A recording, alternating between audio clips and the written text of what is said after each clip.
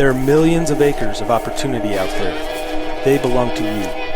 Every day, decisions are being made that affect your land, your water, your wildlife. You should know about them. This is Your Mountain.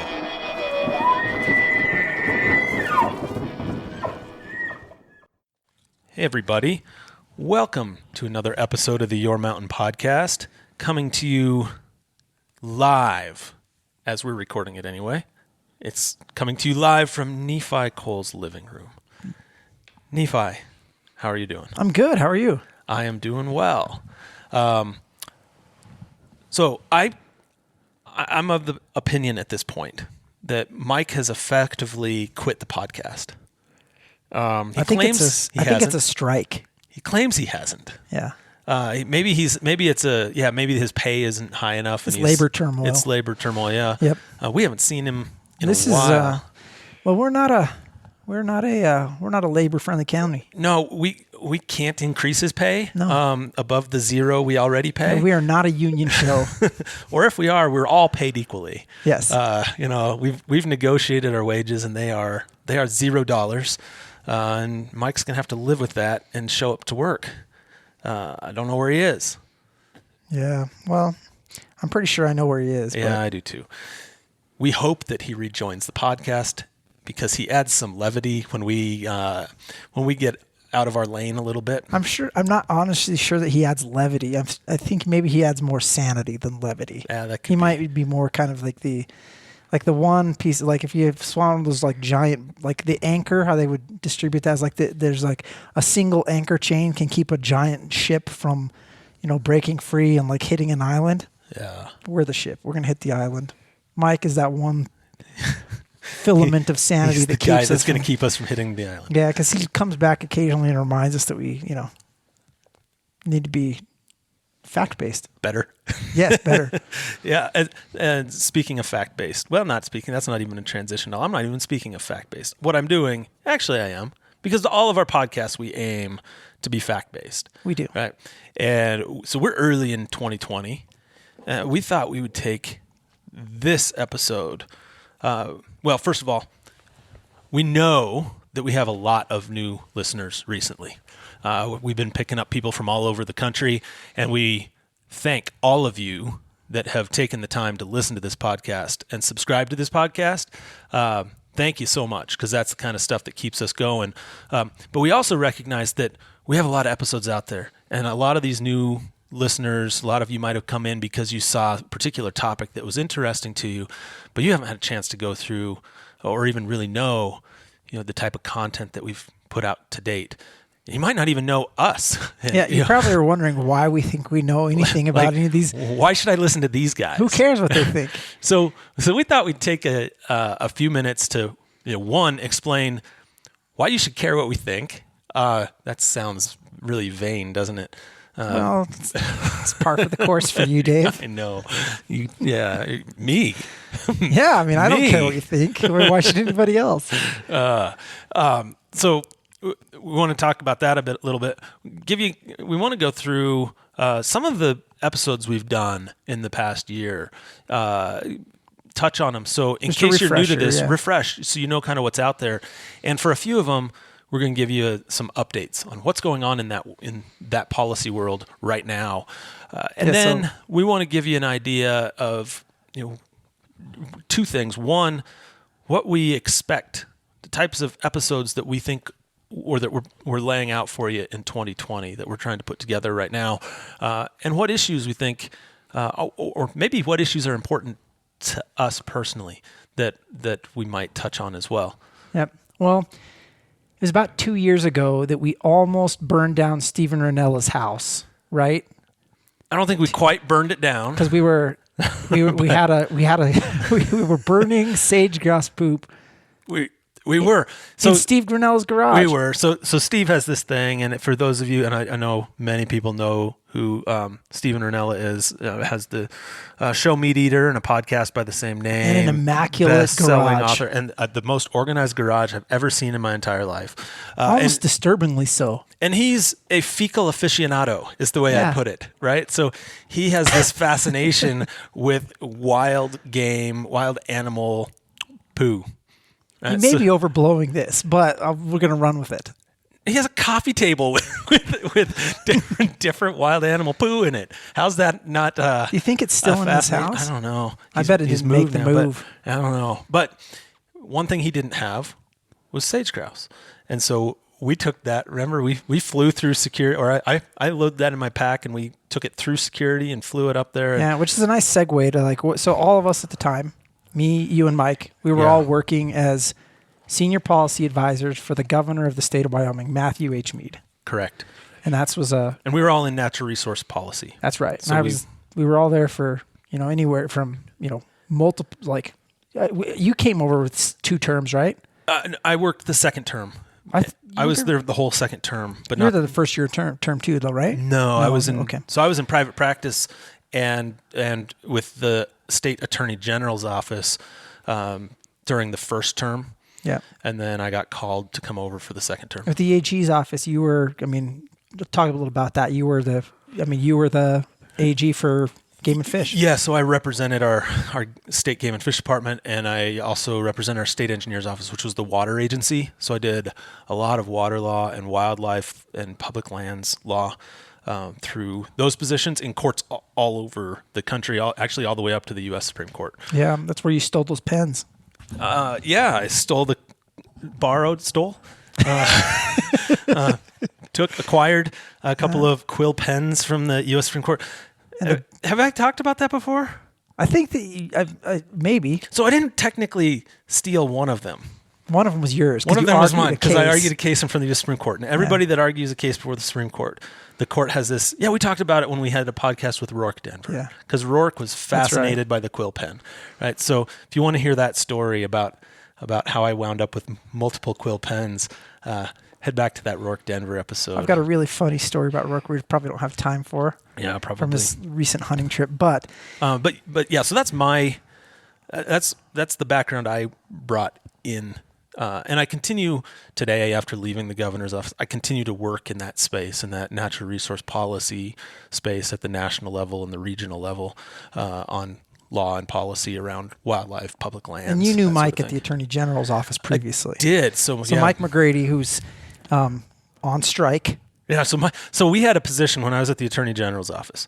We had a position. We just called it the sue the feds position. Mike. That was Mike. So we had two. Yeah. We actually had 2 attorneys in the office whose sole role was to either sue the federal government or intervene to defend actions of the federal government if they aligned from a policy standpoint with the interests of the state. And I actually knew Mike. Mike was one of those I knew people. Mike before I knew you because he was at the Attorney General's office. And as a senior policy staffer for Mead, I was setting up litigatory action that we were anticipating.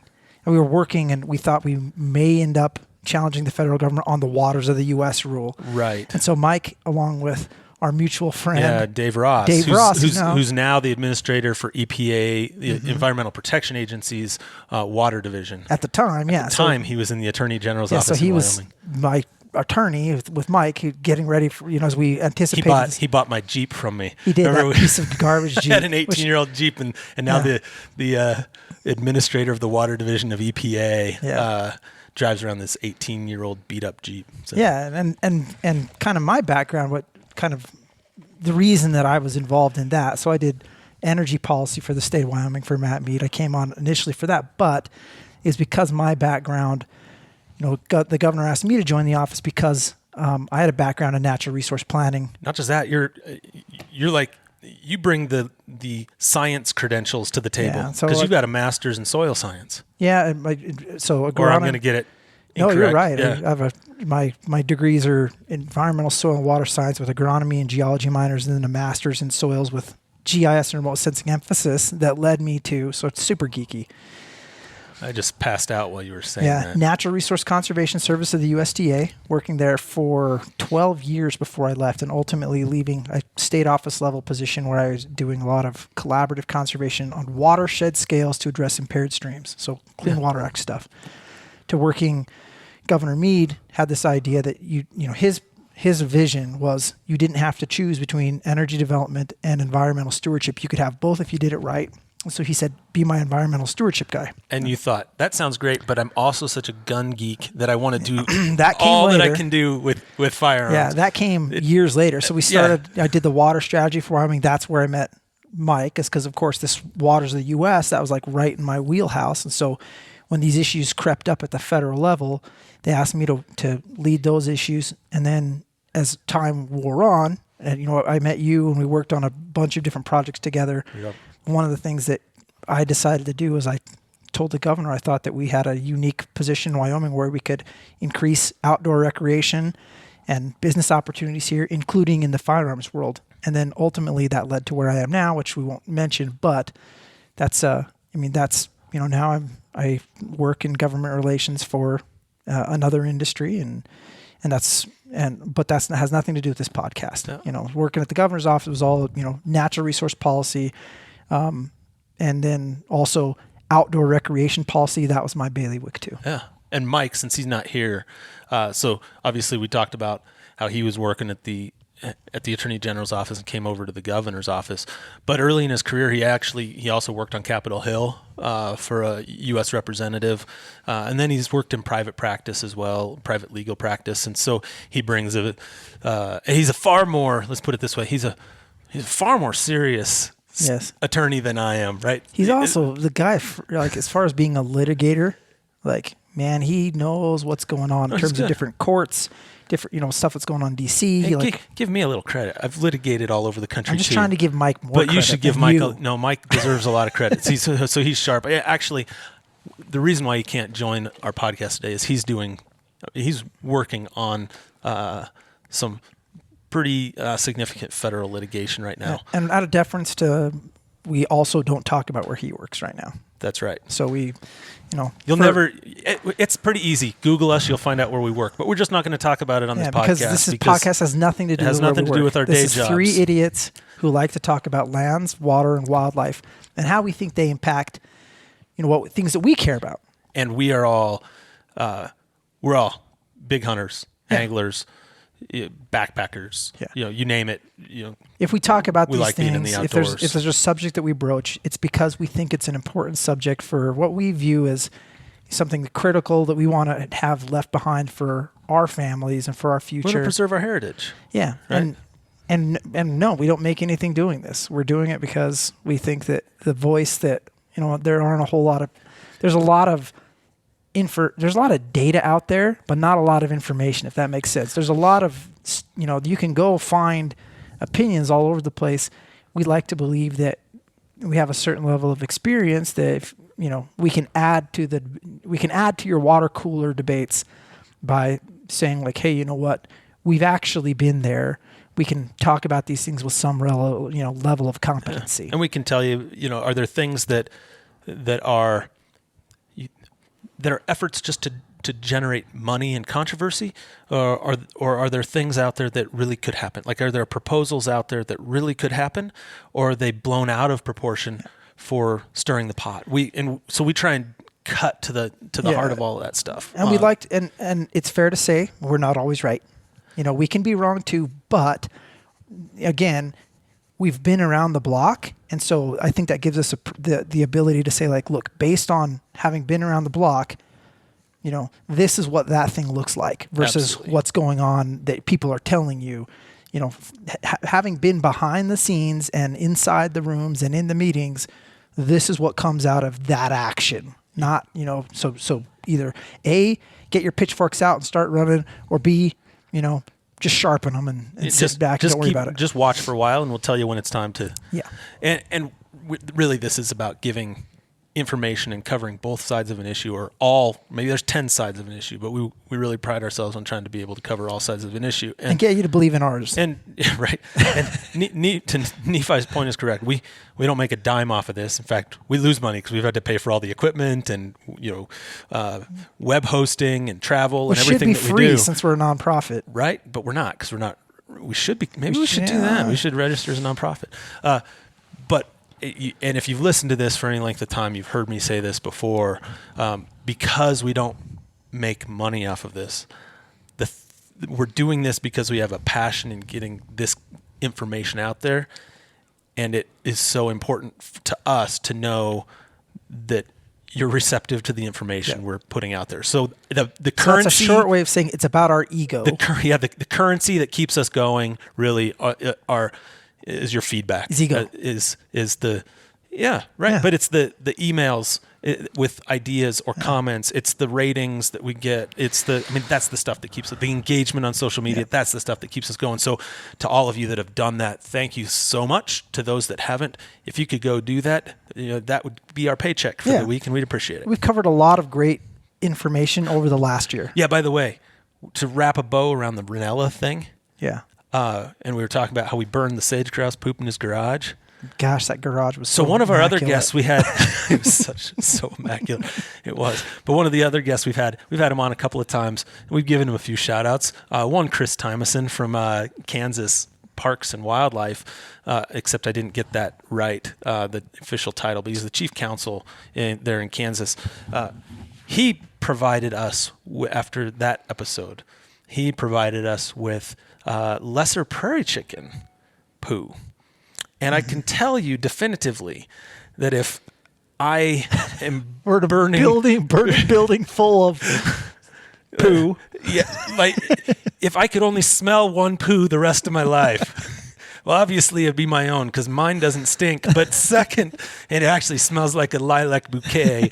But second to that is sage grouse, and there's a pretty significant drop off by the time you get to lesser prairie chicken. So the pecking order for poo burning is Dave's poo, followed directly by sage grouse, and actually moose would be next, and somewhere way down the list would be lesser prairie chicken. All and I know right. that sounds Let's weird, start this but if podcast you can find some and burn it, you'll know what I'm I'm talking gonna hit about. stop. We're gonna restart.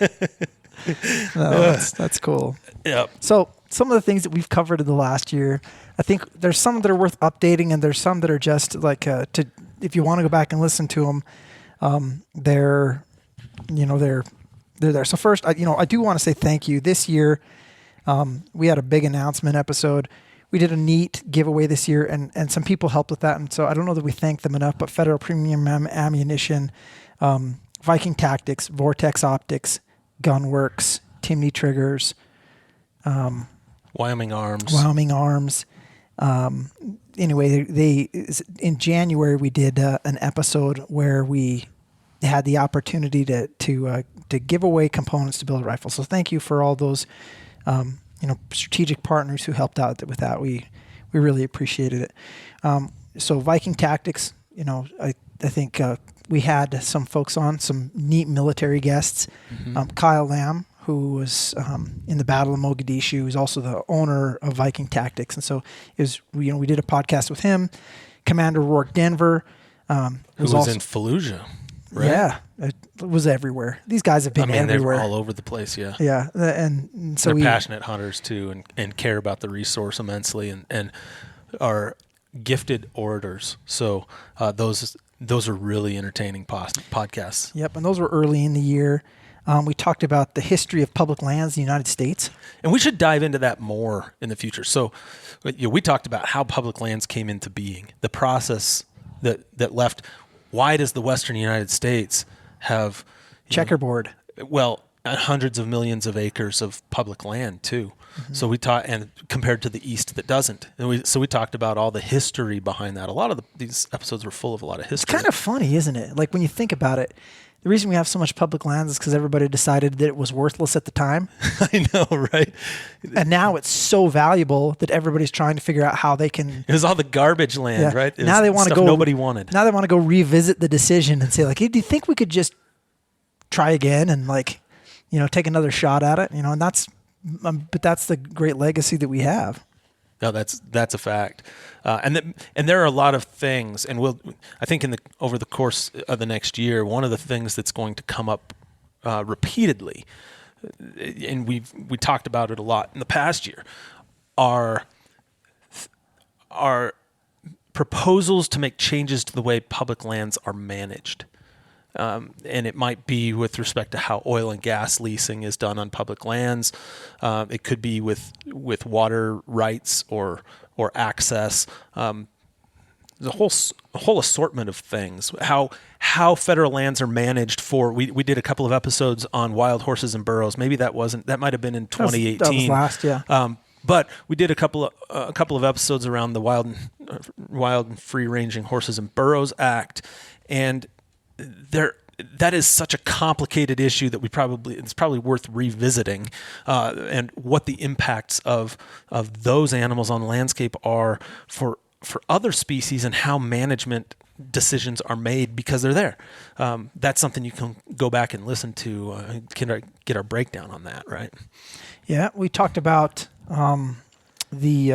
several episodes now, but the first one, if you want to talk about Sunday hunting in Pennsylvania, February 26th, 2019, we talked about this as being an issue. Well, guess what? Right. It's still an issue, but in a different way, because we now, Pennsylvania now has the ability, has authorized for 3 days of Sunday hunting a year, right? Yeah. Which for some people in the West might say 3 days, that's not much. But when you've gone hundreds of years without it, that's a seismic shift. That's a huge step in that direction of additional opportunity. That is a big deal, and we started with those discussions early in the year, following along, and thanks to the listeners in Pennsylvania and the advocates in Pennsylvania that have helped keep us informed on what's been going on with those laws, or the progression of what is now this new law. Those types of relationships are so helpful for us being able to get that information out there. You know what else we talked about, Dave? I don't. Yeah. On March 12th, we talked about the constitutional right to hunt and fish. We talked about that a couple of times. You know what's interesting about that? Kind of doing a kind of walk back and then kind of go forward. Guess what state doesn't have that? Well, there are only 21 or 22 that have it. Yeah. But it's kind of surprising to me because you'd think so what types of states tend to have these? More conservative leaning states. Yeah. Utah doesn't. Are you really? That's real? For real? Huh. Yeah.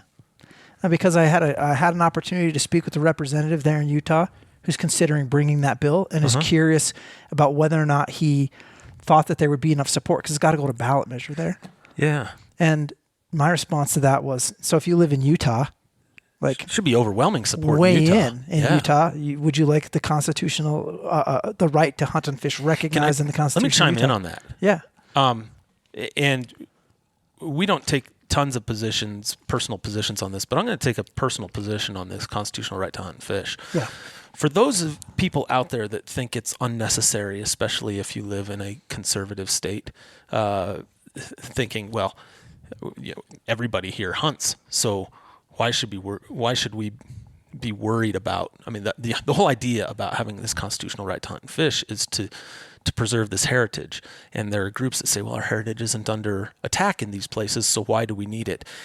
And I giggle when they say that. I do too. I do too, because I can't find a state where it's not eroding somehow, some way. Yeah.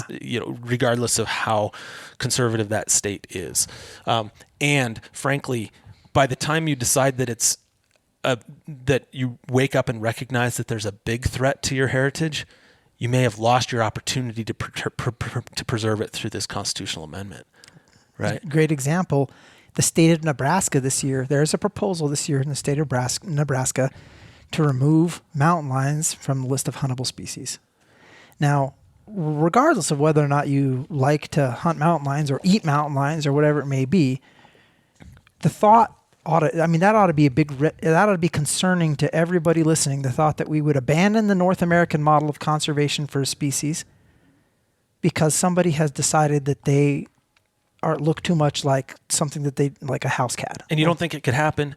It's already happened. Look at California. They've already banned mountain lion hunting in California. And now they've extended that to bobcats. Yeah. And so as a result, if now they're paying people with tax dollars to go out and, manage, and kill mountain lions because there's no control based on the North American model. It's just silly. There's a way to do this that works, that's proven, but the politics of the time aren't favorable to it. And so they're, people that don't like hunting or, they sneak these things on there because, and the reality is the same people that are trying to outlaw hunting mountain lions would probably just as soon outlaw hunting generally. Well, and how about this? I'll give another example. It's just that they don't think it's hard. It's easy to get mountain lions. They think that the other stuff's, this is the first bite of the apple. Yeah. So you point to Nebraska. I'm going to point to Arizona. Arizona is another state that's viewed as very conservative, right? There is a bill floating right now, an idea for a bill. I think the draft language is even out there that would ban the use of trail cameras on public lands from something like June 1st through the end of December. Now, first of all, there's an accompanying bill. The same bill sponsor has another bill that would ban hunting within 100 yards of a watering hole or water source. Mm-hmm. Are you kidding me? In Arizona. In Arizona? Yeah. Are you kidding me? I mean, it's those types of bills that are an absolute direct threat to hunting, right? Yeah. And they may not. You may think, well, I've never used a trail cam, and I wouldn't use it for hunting. I don't hunt that way. Yeah. So what isn't it? I don't need that for so hunting. it doesn't affect me, right? Yes. It's the first layer of the onion. Yes, you're right. This is something we get to, and then it is a blind spot that we need to take very seriously. This idea, like, I don't hunt like that, so therefore, I don't need to worry about people taking away that. And we talked about that in a variety of episodes with. And we'll keep talking about that. Yeah, we're going to beat that every Sergeant time it Major comes Kyle up. Lamb, he throughout this, he hates the term hyphenated hunters. Because he said, like, here's the issue. He said as soon He as doesn't hate the term. He hates hyphenated hunting. He hates hyphenated. Yeah, the idea that we would. Yeah, he invented the term to right. He reference. coined that term. Yeah, that term. to what he Yeah. didn't like, which was saying, like, look, when we allow ourselves to say, like, oh, I hunt with a longbow, or I hunt with a shotgun, or I hunt with a rifle, or whatever else, and put ourselves into these groups, and then don't stick up for the rights of people in the other groups of the hunting community, or think that, well, everybody, I don't hunt with that, so therefore we don't need that. We'll lose it all. Yeah, like we'll lose it all. We focus on this. We talk about this on this podcast a lot in different ways. To your point, right? We're all part of in the hunting community. We're all part of the same team, and in order for the team to be successful, you have to be working together. You can't be working against each other's interests. The second you start working against each other's interests, the stake of that team is in jeopardy. Right? And the team at this point is the hunting community working to conserve wildlife and conserve opportunity and our hunting heritage. Yeah. And the second we start fighting it with each other, that's what everybody from the outside that doesn't want to see hunting, that's what they want. Yes. They want us to fight with each other. We break each other down from within, and then their job is done. Yeah. When people can break us apart into diverse communities within the hunting community, then it makes it easier to attack us as a whole. Which brings us to, some other, we talked about some of the things that are important here. The constitutional right to hunt and fish. After we did that episode, so we talked about how the founding fathers, when they were establishing this country, there was just an assumption, right? There was an assumption that right, how could anybody take that away? It was ludicrous. They didn't think they needed it in there because it's ludicrous, Sort of, right? Yeah. Which it was implicit in life. Right? We also talked about the history of the Second Amendment. We did. So on April 9th, we went through and we took everybody from jolly old England before it was jolly old England, and we said, like, here's how this right to keep and bear arms was established, clear back from, carrying hand axes to carrying longbows to carrying whatever else, and then how it made its way over into the New World. And we talked about why the founding fathers, again, and it was actually a lot like the constitutional right to hunt and fish. There was debate about whether it was so, that was just something you could never take away, whether they even needed to include it, but they did. And so we talk about that. If you'd like more on that, go to that episode and listen to it. The other thing we talk about pretty frequently, and then I want to touch on some updates to some episodes that we've done as well. But a theme that we weave through a lot of podcasts is about the availability of opportunity, removing the barriers to opportunity, and different things that we should be looking at. And I'm going to tell you right now, and you and I have talked about this. I'm not going to talk too much about this right now, But one barrier we didn't talk about much, and I'd like to actually dedicate some time in 2020, and this is very specific to Wyoming. This is a Wyoming-specific thing. And there will be issues in other states. And I ask that the listeners from around the country, you folks that are listening, that see laws in your own state that are obstructing access, let us know, and we will help amplify and highlight those. But one of the ones in Wyoming, it is this law that requires non-residents to come into the state. Oh, I love this. Right? You know where I'm going? Yeah. If you want to hunt in a wilderness area in Wyoming and you are not a Wyoming resident, you must have a guide or a resident guide. You must hire somebody or have Somebody resident from the guide. state. Somebody from the state has to accompany you into the wilderness. You either have to pay them or they have to be willing to go with you without being paid, which would be the resident guide. Right. And this state has huge swaths of land that are tied up in wilderness area, and it can very easily be an impediment because the cost of access now at this point to your public lands, now there's a cost of access to your public lands that can measure in the thousands of dollars. Well, if I knew a good attorney, I'd ask them what they thought about it. Right. And I've got some ideas, and we'll probably talk about that. I don't know a good attorney, but I've got my own ideas as an attorney that works on these issues. Right? I think some thoughts on it that I'd love to talk about in 2020. Circling back again, some of the things that these things that we talk about, and we talked about this a year ago, and we're probably going to talk about it at some point again. Access to opportunity, access to locations, access to the tools to hunt. These are all things these are the impediments to the future of hunting and fishing in this country. And it's important, if somebody tells you that one of these things is not important, don't worry about it. Quit listening to those people, because they're all important. They are all important. And if somebody tells you, somebody says, don't worry about, let's be honest. If somebody says, don't worry about lands, that's not the issue anymore. You only need to care about, this other thing. That's just not true. The opportunity that we have in this country to maintain this lifestyle, this culture, it requires that all those pieces be guarded very jealously. So don't let anybody tell you, to ignore one of those pieces. If you vote for somebody, if you are considering voting for somebody, there's an election coming up, please contact them and demand that they care about these things that are important to you. Tell them that these things are important to you. You're a voter. Don't accept somebody else's morality as being yours when you go to vote for them. They work for you. If you're going to vote for them, tell them, you work for me. I don't have to take I don't have to assume your thought process. You need to represent us, your constituency, and make sure that they know that. So there you go. Off the soapbox. All right. So we're going to talk more about that in 2020. All that the opportunity costs for hunting. Right. We're going to talk about that. I want to quickly provide a few updates to some of the episodes that we did in 2019. We'll just touch on a couple of them. I think so.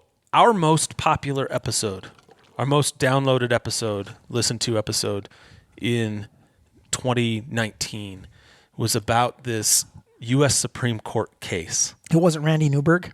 Randy Newberg's was pretty popular, but this one actually has more downloads than even Randy's. But yeah, you're right. Nice plug there. We had a fun episode July with 30th. Randy Newberg. But we ran an episode on this case called Herrera v. Wyoming. And for those that are on May 21st. May 21st. Yep. Was that we touched on it twice. Download it. Okay. Go May binge. 21st. All right. Download them all. Go to iTunes right now. Just hit download everything. You're going to need a new phone after that, but go ahead. It's going to have a lot of there because they're long, wonky episodes. And the wonkier they are, the more data they take. Just do it. They can't comprehend either. Yeah, get on Wi-Fi first. Anyway, Herrera v. Wyoming. I wanted to provide an update to this case. I'm not going to go through the background of this, but the brief summary was that this case involved the interpretation of a treaty in 1868 between the Crow tribe and the United States, and it involved their off-reservation hunting rights. So this case went to the Supreme Court. Decision came down from the Supreme Court. You want to learn about it? Listen to this episode. We have the full breakdown on that. But I wanted to provide a quick update on process. What's happened since that episode? What's happened since the Supreme Court weighed in and made this determination? And there are really two big pieces, I think, that have happened since this point. Now, we're still a long way from the finish line and knowing the final result of this case, how this all shakes down. But two things have happened. One, in response to the decision to be clear, the decision, just one of the pieces was it just said that statehood, the creation of the state of Wyoming, did not end the treaty rights, and that the tribe could have existing off-reservation rights on unoccupied lands of the United States, but there's still a determination that has to be made about what are unoccupied lands. So it didn't make a determination on what is unoccupied. So that with that in mind, that determination not made, the state of Montana, this kind of surprised me. The state of Montana issued an order I don't know if it was through the governor's office or it came directly from the Wildlife Agency, but they issued a memorandum that said, we're not going to enforce the wildlife laws, the game laws of the state of Montana as to tribal members off reservation in areas that would have been part of the areas where the tribal members traditionally hunted before there was a reservation, right? So basically, before there was a final decision, before this issue has been resolved about what is or isn't unoccupied, they've just made the determination that it's not going to try and it's manage just it all at unoccupied, right? Yeah. So that's and now there's a lot more detail. That's the high level detail of what's happened there. And I remember when it happened, and my first question was, I wanted to call friends that I have that may or may not include the governor of the state of Montana and say, what were you thinking? Yeah, well, we'll see how that plays out. Wyoming did not take the same approach. So the case was remanded all the way back to state. It's been a while. I can't remember if it went back to the state circuit or district court, but it went back to a low-level state court, right? Not a federal court. Yep, for additional in Wyoming for additional proceedings related to the decision of the Supreme Court, and the parties are briefing issues right now in that court. And so any decision coming out of there would still likely get appealed up to the Wyoming Supreme Court before it finds its way back to the U.S. Supreme Court. There's still a chance for the parties to settle. The state of Wyoming could settle with the Crow tribe and determine how to manage wildlife off reservation or to how to recognize the tribal rights off reservation. That may or may not happen. If it doesn't, we will see the Supreme Court ultimately weigh in and decide that issue. But that's the update on that case. As it develops, we'll do another full-blown deep dive into that issue and kind of give everybody a sense of where it is, what the consequences of the decision are, what it means for the hunting and angling community, what it means out in other places, what kind of precedential effect this case could have elsewhere. Cool. So, well, I think one of the other episodes that was really, really impactful was talking about hunting grizzly bears in Africa. No, wait a minute. Yeah. I think that I may have put those. Yeah. No, hunting grizzly bears, and we also talked about hunting in Right. Africa on those that type of policy discussion on July 23rd. We've talked about grizzly bears a couple of bears. times. Yeah, we've talked about grizzly bears a couple of times, and part of it is we've been talking about what's been happening with grizzly bears in the greater Yellowstone ecosystem. These from a legal standpoint. Where are we in the? How did we get here? Why are bears not delisted? Right? Why are we in court? Right? And so They would be awesome in Africa, by the way, wouldn't they? I don't know if they would. There's some really big predators in Africa.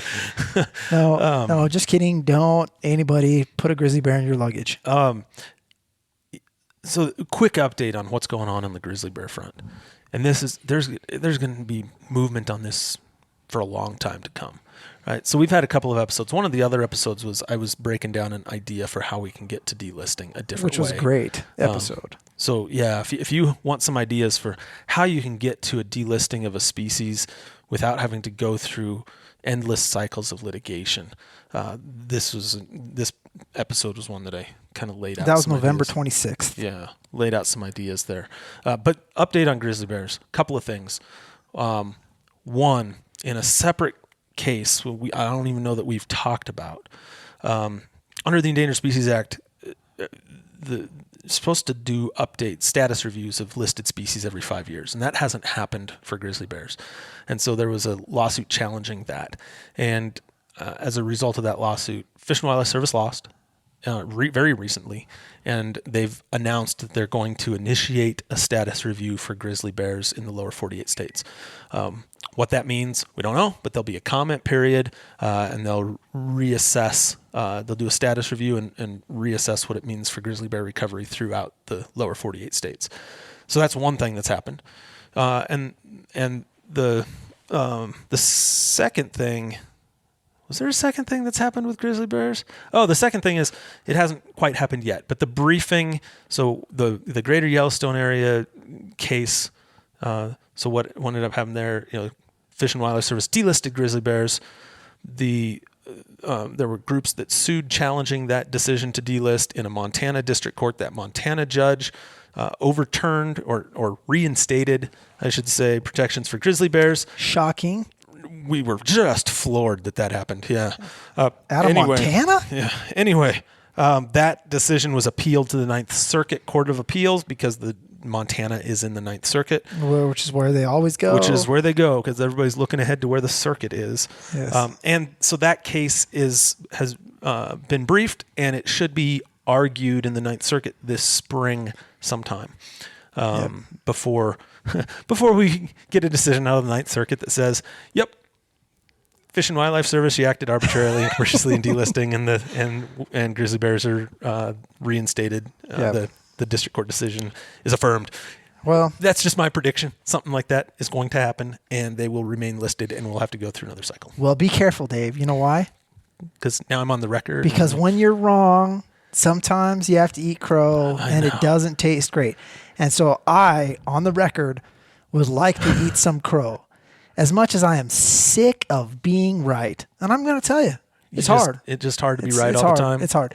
Yeah. But sometimes I'm sort of wrong. Yeah. So here's one where I was sort of wrong, but at the same time, I was sort of right. And we could talk about how on August 6th, we talked about the new director of the Bureau of Land Management. And how he was not going to be there for very long, so don't worry about it. He's still there. Yeah, so I said, so for all you members, so anybody who knows Land Tawny, please tell him I said, sorry, Land, I was wrong. He's still there. He's still there. Because I said, you know what, this is a temporary appointment. Don't freak out about this. The whole world isn't going to end while the guy is there, and then he's going to be gone before you know it. So don't burn all your political capital. Now, I was half right.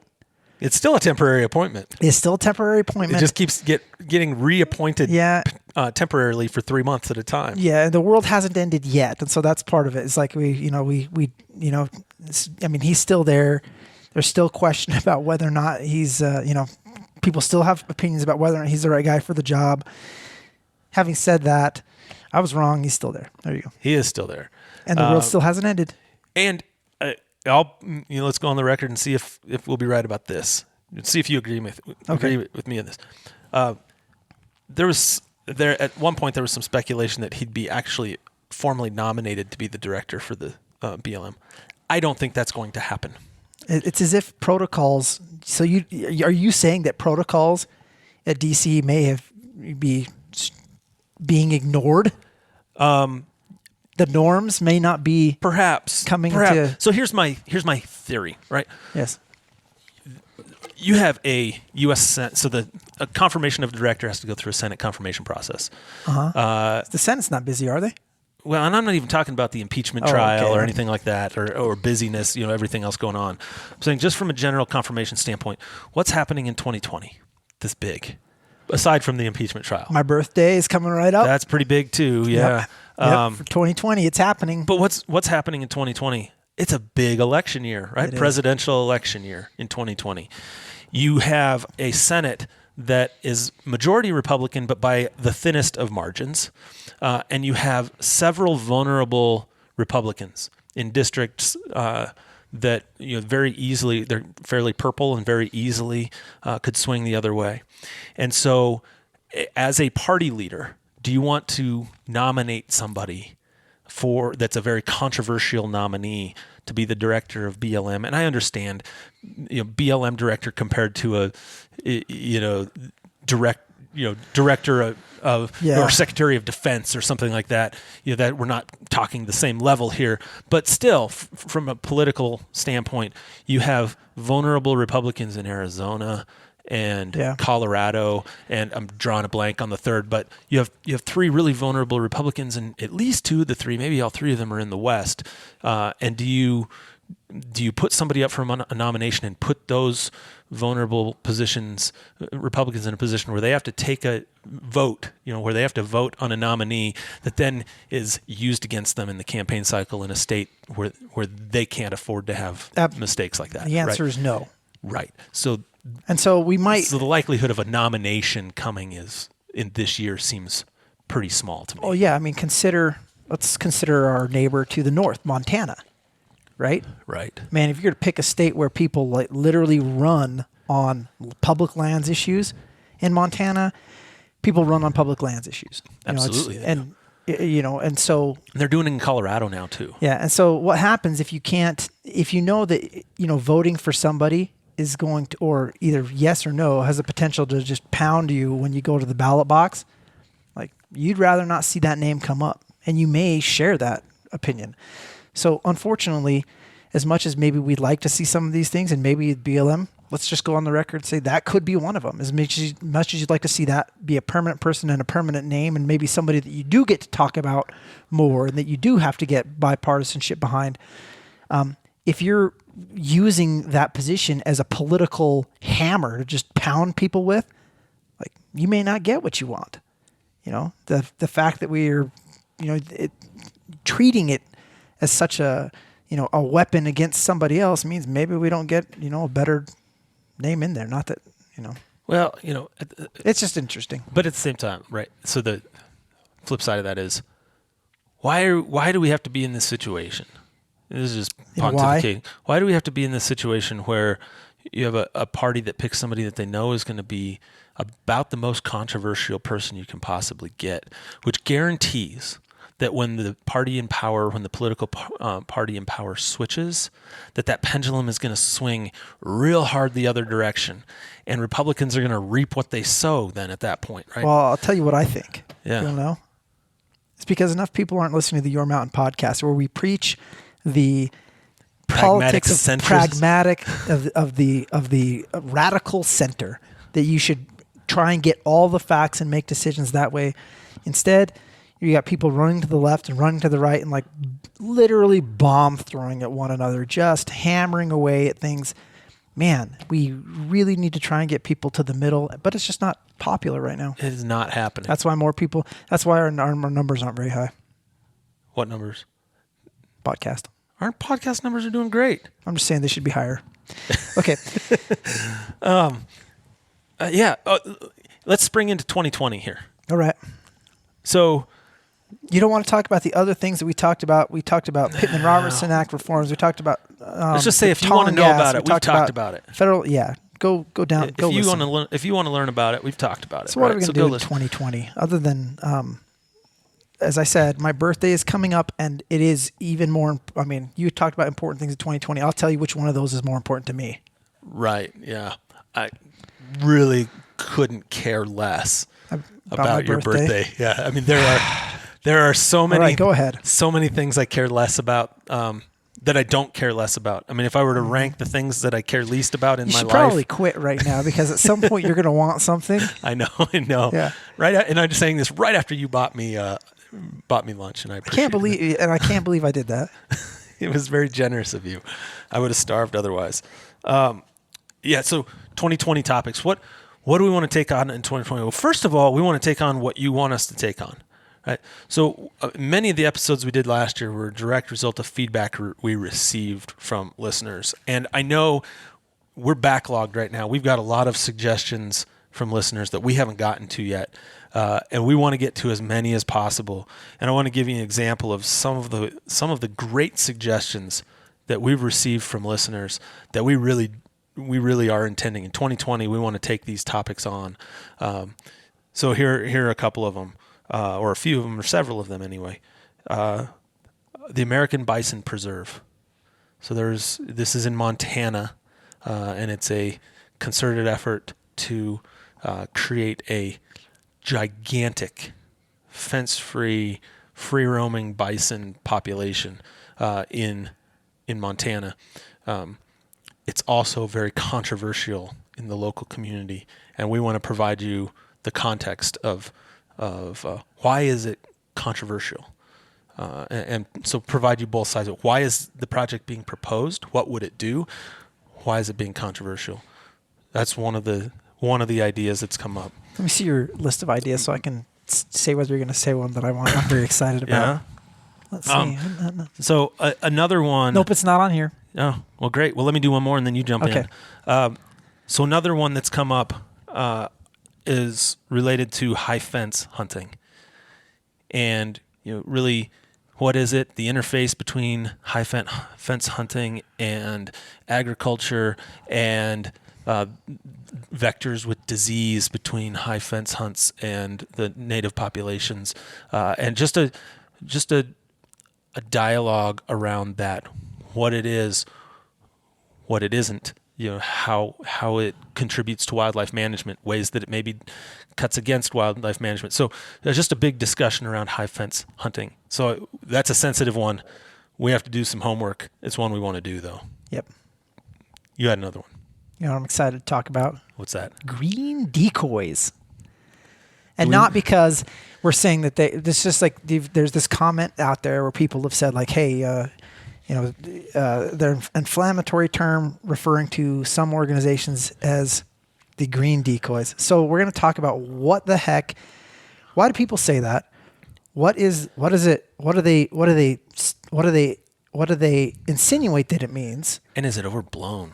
Yeah. What's the reality? What are we really talking about? Right. So we're going to go into we're going to talk about it. We're going to explain it and it's kind of, the whole idea behind it, and whether it's, anyway, we'll get into it. We're going to talk about it. We're going to talk about it. A couple other ideas that are floating around out there. We've had some folks that want us to talk about the Arctic National Wildlife Refuge, what it is, what the proposal is up there,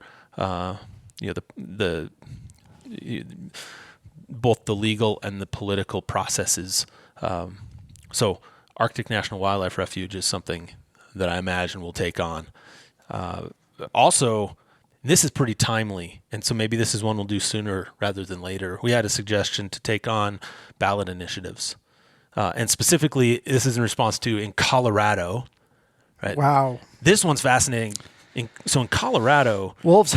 Wolves, right? Yep. And we've talked about this a little bit. Yeah, wolf introduction. But in Colorado, there were citizens out there gathering signatures to get a ballot initiative to bring wolves back to Colorado through ballot initiative. And, congratulations, guys. And they succeeded. They're back. Well, I was going to say part one is they've succeeded in that measure will be on the ballot this fall. Uh-huh. So we're going to want to talk about that and what are the consequences of doing something through ballot initiative. But then two, to your point, is... There's a pack of wolves in Colorado. There's a pack of wolves in Colorado as about a week ago. Congratulations, confirmed. Colorado. So Colorado has a pack of wolves now. Now what does that do? But what does that do to policy the process? Wise, yep. Yeah. Because under the Endangered Species Act, we got some interesting stuff going on here. Yep, we do. So they've come into Colorado, and they're listed as endangered in Colorado. They came from a place where they're not listed and moved into a state where they're listed, while at the same time you have this ballot initiative to try and bring something that apparently is back. Well, that's going to be disappointing to a lot of people who spend a lot of money on that ballot initiative. So we want to talk about that ballot initiative. We'll probably do that sooner rather than later. And then a really hot button issue around the state from a wildlife standpoint, and it's been building and building and building.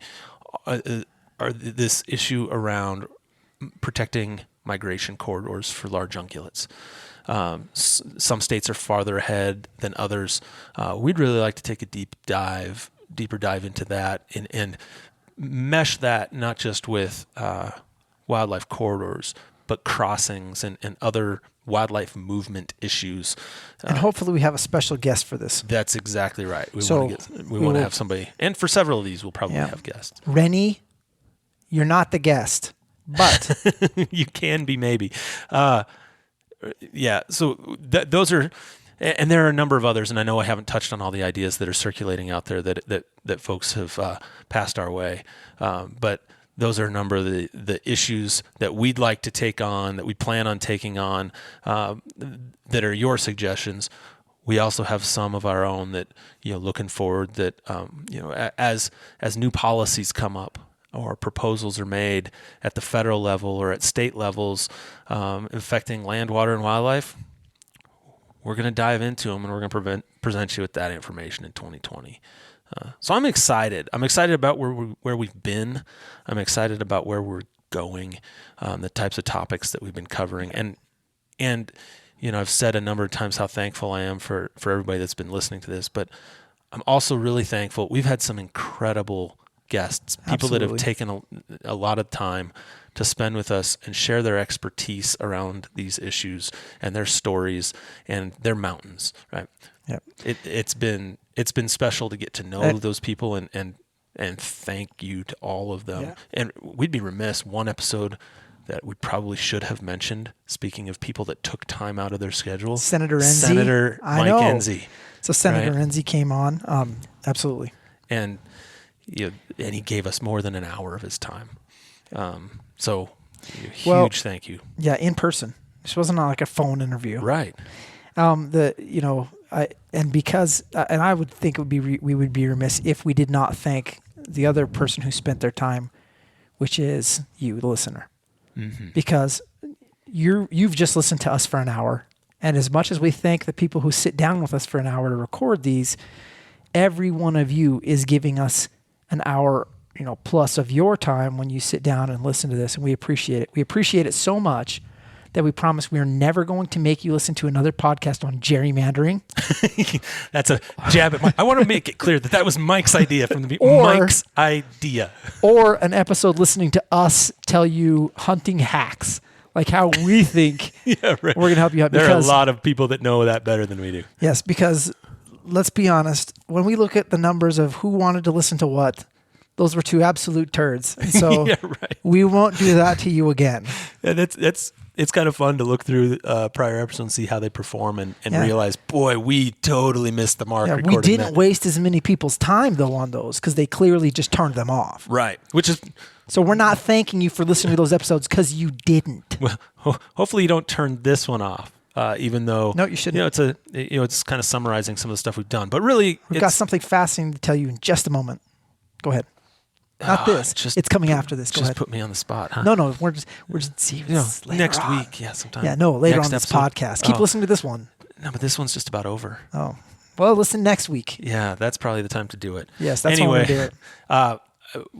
we do genuinely want to thank everybody, really from the bottom of our heart. Thank everybody for tuning in and sticking with us and listening to not just this episode, but other episodes. And if you are new to the podcast, and like we said at the beginning, one of the reasons we did this episode this way, sort of revisiting what we've done in the past and giving you a look forward, is because we know we have so many new people that have joined us recently.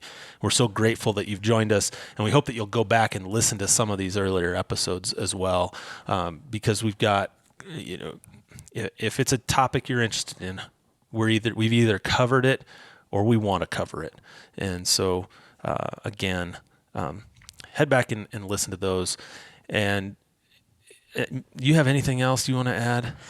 I'd just say for all of you who are listeners, thank you very much. And as much as we joke about our big egos or whatever, we recognize that your opinions are just important as ours. Your expertise is just important as anything you're going to hear us say. We hope that you will do what we will try and do, which is be informed. And, we are all trying to have informed opinions and to be valuable members of this discussion, whatever that may be about our mountains moving forward. Yeah. And on that note, if we missed the mark on something, let us know. we'll eat some humble pie. We'll correct We'll ourselves. probably argue first and try and act like we were right. Yeah, that's true, especially Nephi. Well, I'm pretty guilty of that too. But ultimately, we want to get the right information out there. And if we misrepresent something, we want to know it, and we'll do our best to correct it, because this is all about getting good, reliable information out to folks to have a discussion about these really, as Nephi would say, really challenging issues. Oh, right? Thank you for giving me that opportunity to say that. Yeah, you bet. Anyway, if you've got nothing else, Nephi, you have nothing else? Nope. I've got nothing else. Thank you, everybody, for listening. And remember, until next time, that life is about experiences, so go have one.